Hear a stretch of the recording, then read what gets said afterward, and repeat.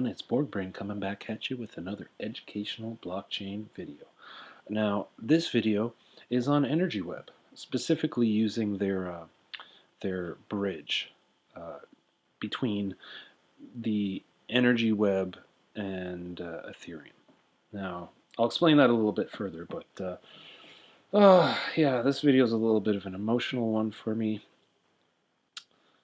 I'll be handling the very first crypto I ever bought and doing something with it, which is it's actually something I said I'd never do, but um, I don't know, everything has its end sometimes. Now, no, this is not. I'm not selling my tokens, but this did come from a place where I had the FUDs, and I don't know. I'll get into it when we get into the meat of the content. I'll explain my reasoning and all this kind of stuff. But yeah, this is for educational purposes only. This is not financial advice. Do your own research. Be safe. Have fun. I'm an anonymous person on the internet, so you should treat these videos and this content and me as such, in my personal opinion. Um, uh, the other thing is, yeah, this is for Crypto Society. This is the Crypto Society YouTube channel. Welcome. We have other media channels. We have a Medium page. We have a website that's been under construction for a while, and LinkedIn and a Twitter. But the Telegram channel is probably where most of the action is happening. So, come find us. Come find me. Follow me on Twitter. Like, subscribe, whatever. And by the time this video comes out, we'll probably have a couple tip jar wallets for Crypto Society. Now, this isn't money going to me if you were to donate. It's to help fund Crypto Society and our mission to host awesome AMAs and provide legit crypto content to the best of our ability. Anyway, so with that, let's get into the meat, shall we? So, Energy Web. As always, the links for all these videos are going to be in the description. So, the Energy Web. Now, I got to backtrack and go to the time before I got into crypto. So, essentially, how I got into crypto was before I had been saving up money for a bit with the intention to invest in stocks. And before the lockdown came, I saw it coming well in advance. So I got a type of direct investing account set up, and I started researching energy and stocks and commodities. And I've dabbled for years and just kind of following certain things. I've sort of followed Bitcoin since it was just a couple dollars, because I was interested in money at the time, and I was investing in a lot of solid silver. Well, I was investing in solid silver a little bit before that, but I've been following kind of money, the American dollar and sort of monetary markets. And when Bitcoin came up, I was like, oh wow, like right at the beginning. But I never bought it. It was like too technical, and I was just like, I don't even care. And of course, hindsight's 2020. If I got into it back then, my life would be different. But you know what? I wouldn't change a thing, because it's all brought me to here, where I am now. And to be perfectly honest, I'm not a rich man or anything, but I'm happy and I'm content. So, I wouldn't have it any other way.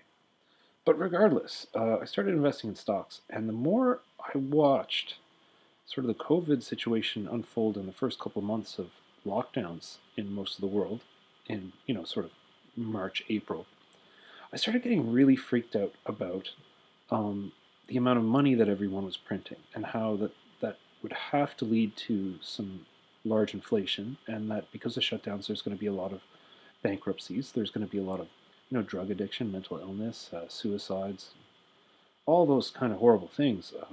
It's not just about the COVID; it's about global shutdown.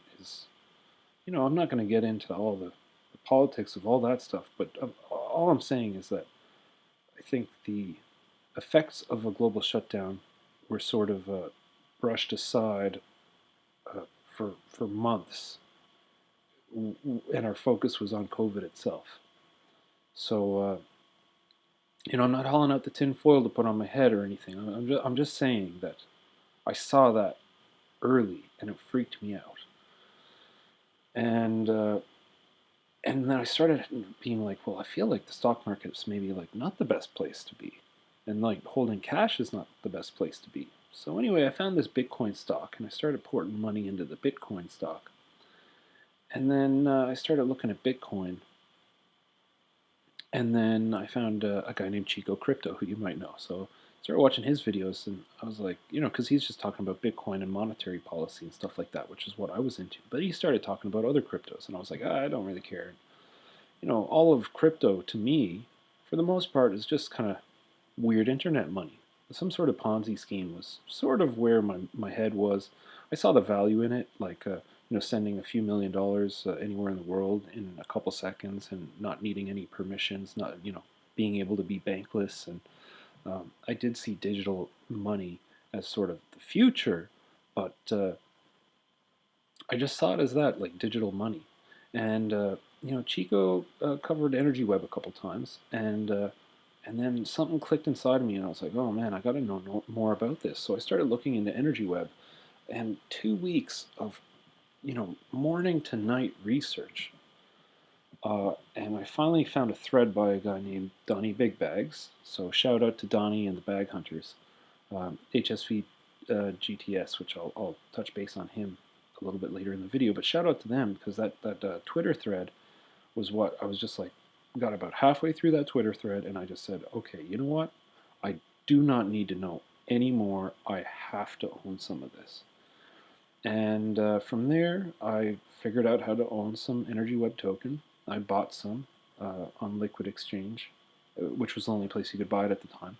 And I sent it to my MetaMask wallet. And that's and then from there, I kind of got into the Bag Hunters Telegram group, and I bought some Ocean. They hooked, it was like, hey, go get into the Polkadot private sale.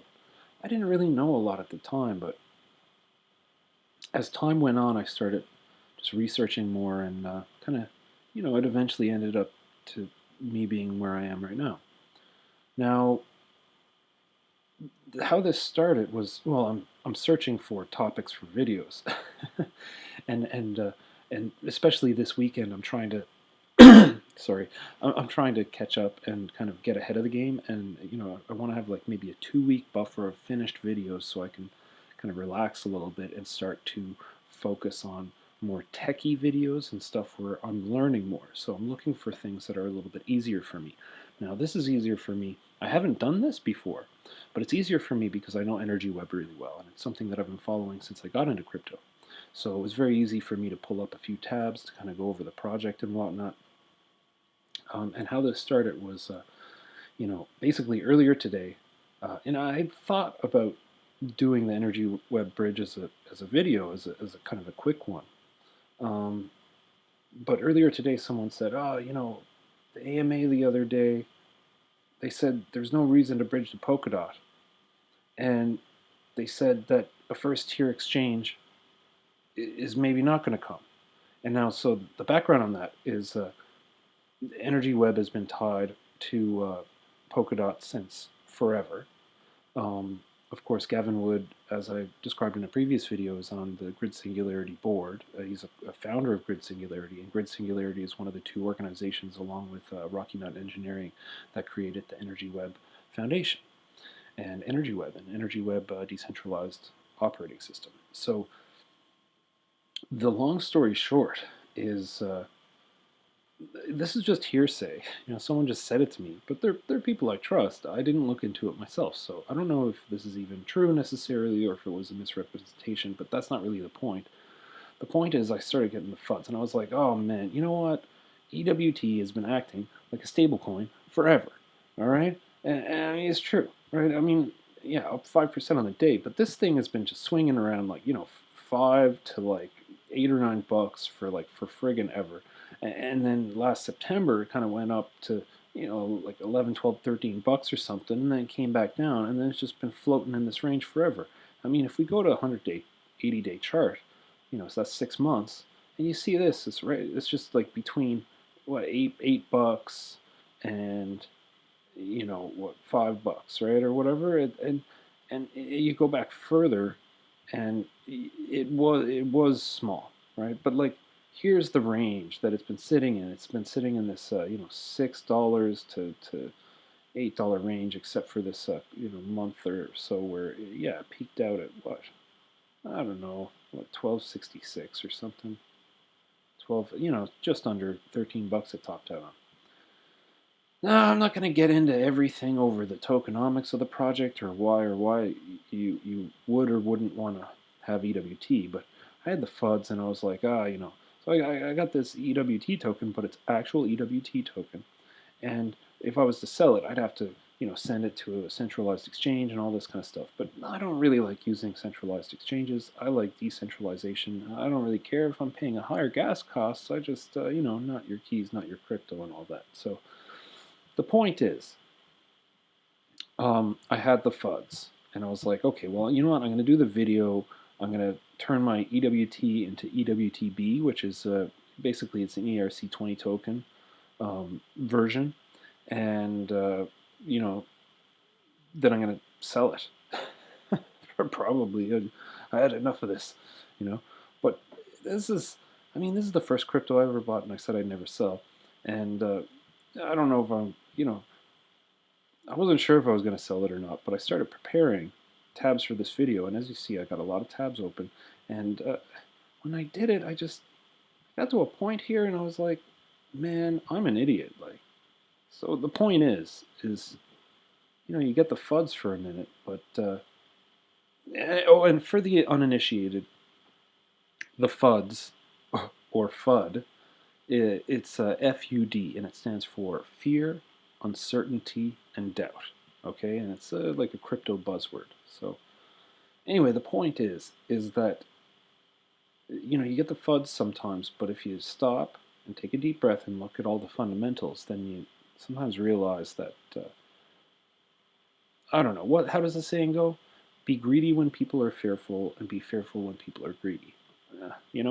So who knows, right? But anyway, I decided I'm not selling this token, no way, but I will port it to Ethereum because I'll get to show you how to do it, and then in the process I get to cover Energy Web token. So anyway, the first thing I'll say is basically Energy Web. For a lot of people who are in crypto, they focus on projects and they want to see them catering to token holders and offering things for token holders, and they want to have these things. And Energy Web, they just don't put out very well when it comes to these things. And what I've come to the conclusion is that they're focused on business to business, B2B, B2B, government to government, G to G, and B to G, business to government. Those are the types of marketing they're involved in. Not retail marketing is just not something that. Why would they focus on it? The purpose of this project is essentially, you have all these energy grids around the world in different countries, and they want to create sort of an operating system base layer that the energy grids can operate on so that they can plug in decentralized energy resources. So DERs, DERS. So what are DERs? DERs are like, a battery bank, the battery in your Tesla, solar cell, or other types of, green technology and different types of energy sources that are not, it's not like a hydroelectric dam or the, just the normal energy grid. So the point is this brings me to this, okay? FERC. So this is the energy regulator, the National Energy Regulator in America, and this is their Order 222. Now this is an actual PDF. It's 290 pages. I didn't read every word in this, but I kind of skimmed through the table of contents and kind of skipped ahead to certain parts that looked juicy and kind of went into it. And the crux of this is that this document says to all energy grid providers in the entire United States that you cannot disallow decentralized energy resources to enter the market. So they're forcing energy grid operators that they say you cannot deny someone with a solar cell or a battery bank in their house to be able to plug into the grid, to be able to help support the grid, and to be able to profit from it in some way. You need to have these systems in place by law, federally, right? So my thought is that some of these things are essentially the fruits of the labor of long periods of time of lobbying by organizations like the Rocky Mountain Institute and organizations like the Energy Web Foundation. Anyway, the link for this will be in the description if you want to read more. And we bounce ahead to Grid Singularity. So Grid Singularity, like I said before, essentially created the energy web with a non-governmental organization called the Rocky Mountain Institute, which is sort of a green energy initiative. They work with governments. They sit on the United Nations Council for Climate Change, and they work with governments and grid providers and large energy companies to try to initiate and find funding for green energy projects.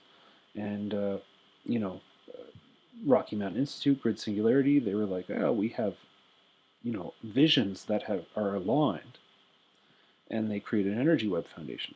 But like parity technology is to Polkadot, and on, the private company with the kind of public open source technology that they're building, Grid Singularity is a private company.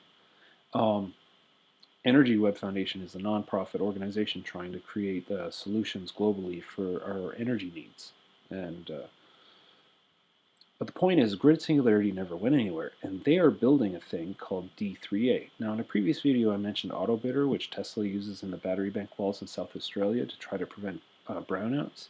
And of course, as that experiment went on, they found, oh wow, it's not just preventing the brownouts, we're finding massive efficiencies in energy in the area. We're saving tons of money, so much so that the South Australian Energy Authority has doubled down, and they're creating multiple battery bank walls now because they're seeing the savings. And you're starting to see other, areas of this is going to spread. This is a big deal. These battery bank walls are not just going to be in South Australia. They're going to be all over the world, and especially in hot places and places with unreliable energy grids. So anyway, if we go to this website, this is a YouTube channel for the D3A, and you can go into the videos here. Now, I'm not going to click all the videos, but in the spirit of DYOR, do your own research. You should totally check this out.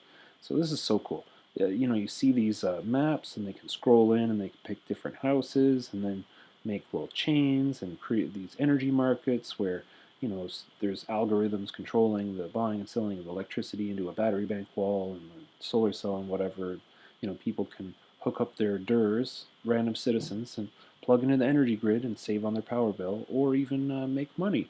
And then the grid providers are incentivized because they got legal things coming down their throat throughout the Western world. But the other big reason is the savings, I think, are hard to overlook. Now you might say, oh, well, an individual is selling energy. Well, the grid provider is selling the energy. So if the grid provider is trying to sell the energy, and then now the consumer is trying to sell energy, well, they're competing against each other. Well, not so fast. The energy grid costs a ridiculous amount of money. All the power lines and all the boosters and like all that crazy stuff.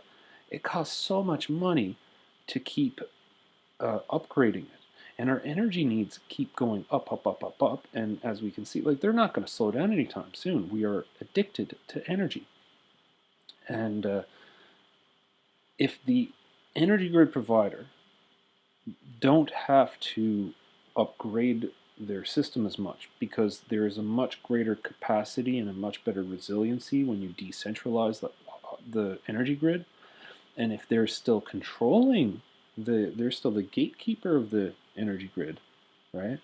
It's still on their terms, like how much one energon cube of energy that you created, you sold to the grid, how much you're going to get for that. That's still them, or the government. But like the government's not, the grid providers are not going to fail. That's why some of those energy companies are some of the best companies to invest in, high-yielding dividend stocks, and they act kind of like, like stable coins essentially, but they just keep going up, and they always pay out their dividends because no government can ever let the energy grid fail, and also energy grid providers have a virtual monopoly anywhere they're operating. So anyway, this is essentially what I would say is this is the future user interface for the global energy grid. Now that might be a bold statement, but hey, you know what? That's just my opinion, and I'm an anonymous guy on the internet, so don't buy this token because I'm saying that. Go look at these videos, and make up your own mind. Like I said, I started this video with Energy Web FUD, so there's a lot of people who have it right now. So like, anyway, that's all I'm going to say. D3A, super cool, very much worth looking into. Now, the next thing I'm going to do is I'm going to bounce to this guy, Mario Pavlovich, okay? And he works at Tesla, the University of Zagreb, all right? Okay, one of the 25 guns at Tesla. Well, why am I looking this guy up? He works for Tesla, right? Well, if you go down here, he's liked a video about the energy web chain. Well, don't they not have a partnership? And here he likes an article on Sonnen, and Sonnen have their virtual power plant in California. Well, Sonnen are one of the validators on Energy Web, one of the original partners. And you come down here and you see staff engineer for 25 guns at Tesla. He just started in December, and but then you come down here and you're like, oh, he was the director of product management at Energy Web. He had a pretty high up position. And he stopped working there in December 2020. Okay. So he left Energy Web for Tesla. Is there more to it? I don't know. Oh, moving on. There's an article about the 25 guns. So Giga Berlin. And here you have Giga Berlin. Now I hope, if this is a photo of Giga Berlin, I hope this is just a very small fraction of Giga Berlin, because if not, this is not that big of a building. Like, it's not that impressive to me. Okay, like the Shania Twain song goes, but here it says, blah blah blah blah blah. Basically, there's this, 25 guns.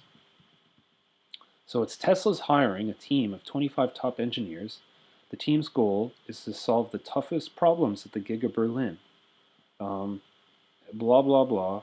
And essentially it's a super team of engineers that will repeat,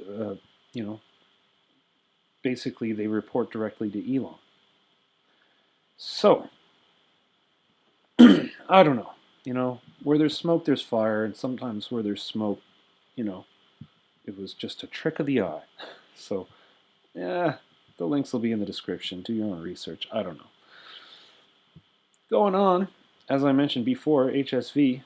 So, HSV, a homie of mine, come to his Medium page. He writes about Energy Web almost exclusively, and, Kalupu, and he writes a bit about Ocean too, but pretty much almost all just Energy Web. And, yeah, like Robonomics. He might have covered Fowler before, I'm not sure, but 90% of his content is Energy Web. And you go here, and it's got a complete list of all Medium articles on the Energy Web. And you can go down here, and as you can see, yes, it is true. This guy is, at this point, he's got to be like a global specialist on the future of green energy at this point. Because if there's anything that has like the 7 degrees of Kevin Bacon connection to Energy Web, he's written about it, okay? So check him out. Go find him on Twitter, give him a follow. And final one. So this is a video from Kobar, and it explains the EWT bridge, okay? And he's got another one here too. The links for both of these will be in the description, but this is storing EWT using Metamask. So I actually followed this video to set up my Metamask with a custom RPC for Energy Web. So if I go in here, I've got no money. Wrong. Because I come down here to Energy Web Blockchain, which I set up using his video. So if, just so you know. Ooh.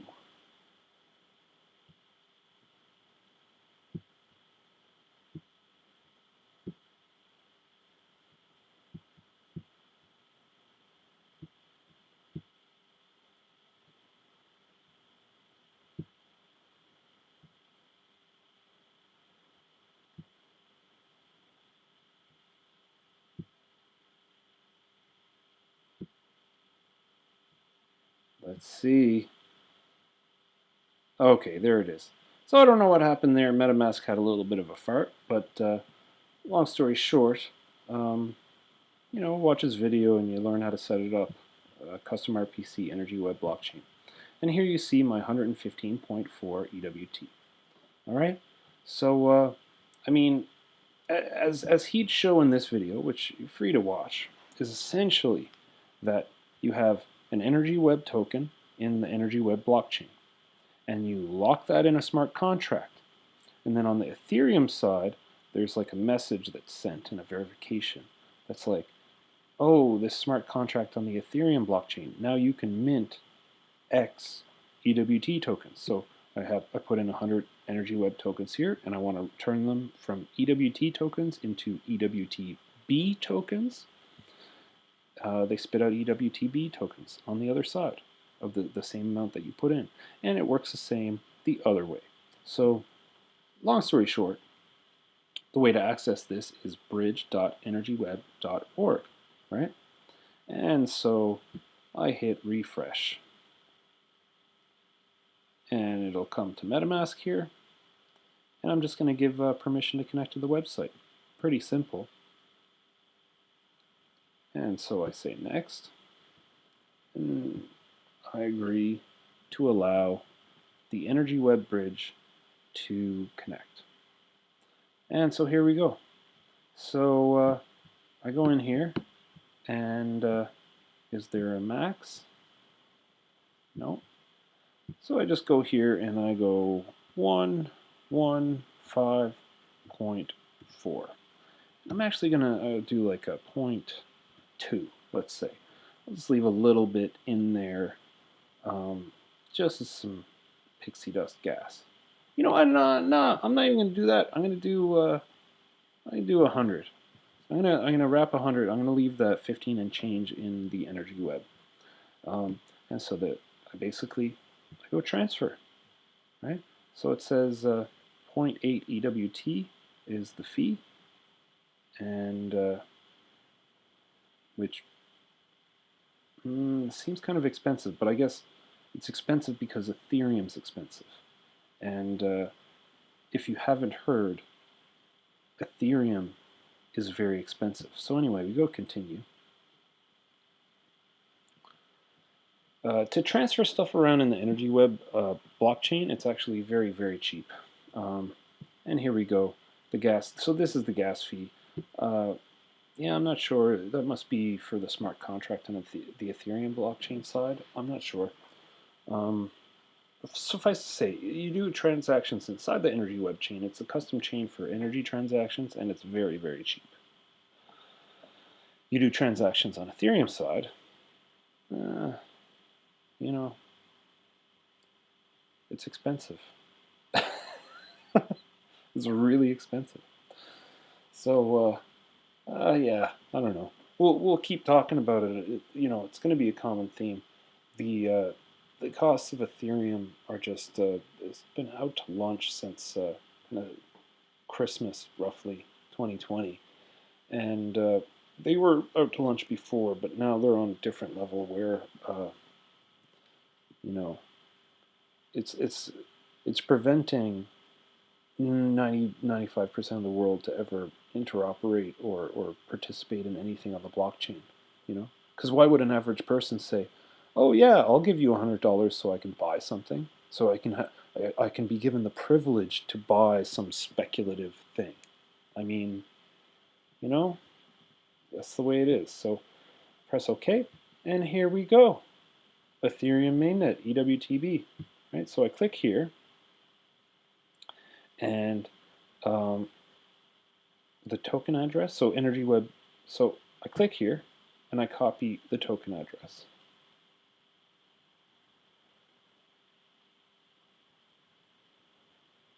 It may or may not have copied to the clipboard. So I'll just go to Etherscan.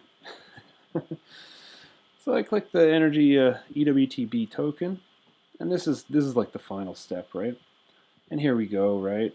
There's this many holders and da da da da, and wait for Etherscan to finish thinking. And I just come over here, copy address.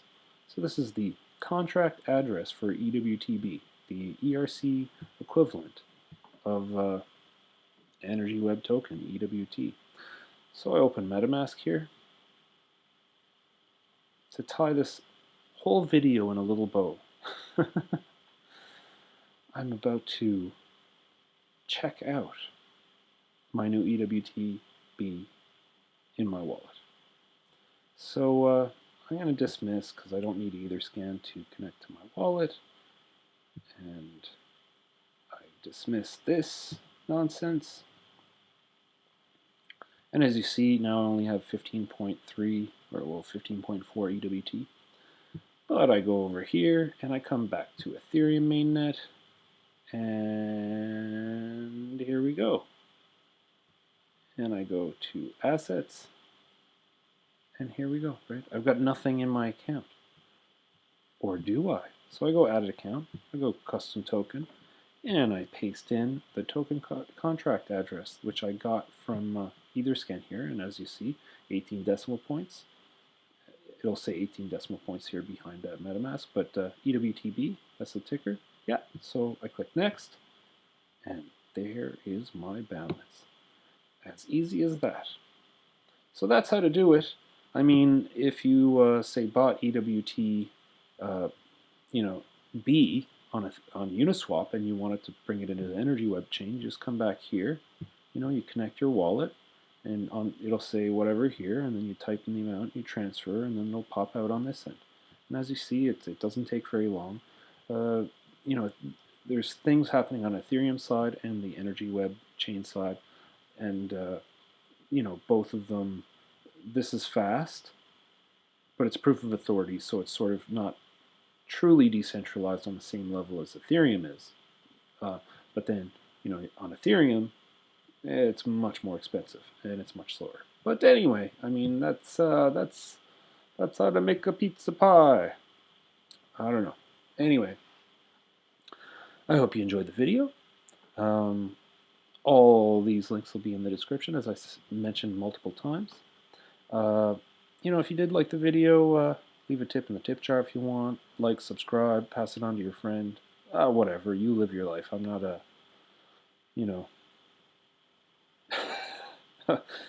I'm trying to do my own thing here. I'm not trying to, be some big YouTube influencer. I'm just trying to show you some stuff and how you might go about researching projects you're interested in, or specifically showing you how to do a thing. Now, you've watched me live, use the Energy Web Bridge. So if you have interest in using this, well, that's it. That's the whole point of this video. So with that, yeah, hope you enjoyed it. This is Borg Brain signing out. That's about all I got to say about all this. So yeah, that's it. Peace.